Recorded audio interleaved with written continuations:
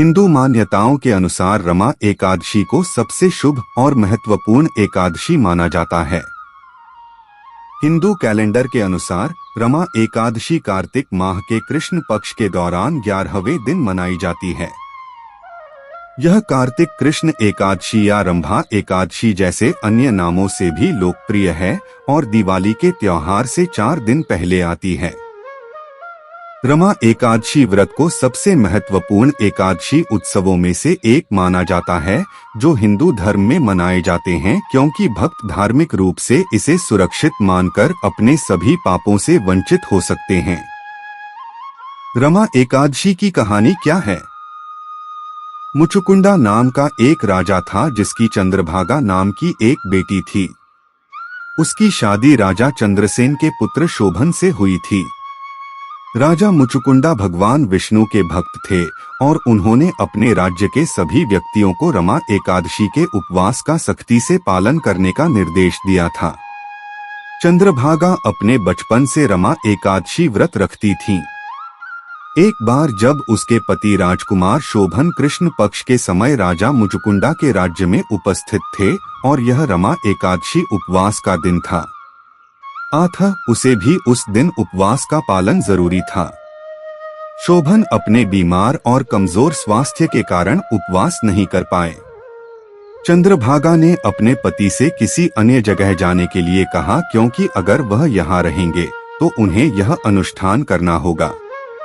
लेकिन शोभन ने कहा कि वह वहाँ ही रहेगा और रमा एकादशी का उपवास भी रखेगा। चलो देखते हैं क्या होता है। चूंकि शोभन कमजोर था, अतः प्यास और भूख के कारण आधी रात को उसकी मृत्यु हो गई। लेकिन रमा एकादशी उपवास को करने से प्राप्त गुणों के कारण राजकुमार को स्वर्ग में जगह मिली और एक अद्वितीय और महान साम्राज्य प्राप्त किया। लेकिन इस कारणवश कि उससे जबरदस्ती उपवास कराया जा रहा था, राज्य अदृश्य था। एक बार मुचुकुंदा साम्राज्य से एक ब्राह्मण बाहर निकला और उसने शोभन और उसके राज्य को देखा। राजकुमार ने सभी घटनाओं को ब्राह्मण को बताया और अपनी पत्नी चंद्रभागा को सब कुछ बताने के लिए कहा। ब्राह्मण वापस लौटे और राजकुमार की पत्नी को सब कुछ बताया। कई रमा एकादशी व्रतों का पालन करने के कारण चंद्रभागा द्वारा प्राप्त लाभ और योग्यता के कारण चंद्रभागा ने अपने दिव्य आशीर्वादों के साथ साम्राज्य को वास्तविकता में बदल दिया और दोनों ने हमेशा के लिए राज्य बनाया और एक दिव्य और आनंदमय जीवन जीना शुरू कर दिया। उपवास अनुष्ठान एकादशी से एक दिन पहले शुरू होता है, यानी यह दशमी से शुरू होता है।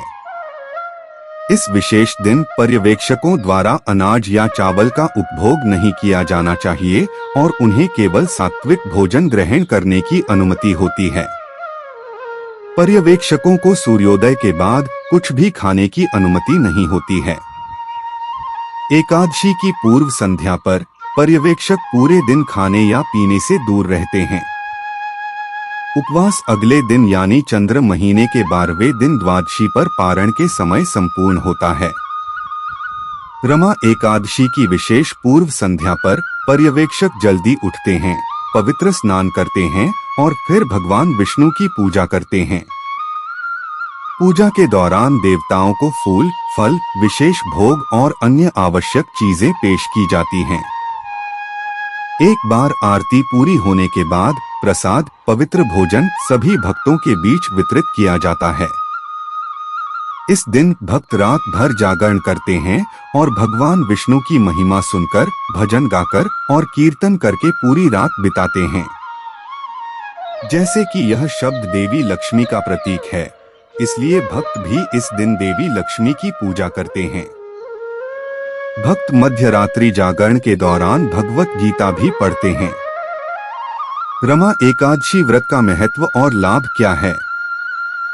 ब्रह्मा वैवराता पुराण जैसे हिंदू मान्यताओं और ग्रंथों के अनुसार रमा एकादशी व्रत का पालन करके पर्यवेक्षक अपने पिछले पापों से मुक्ति पा सकते हैं।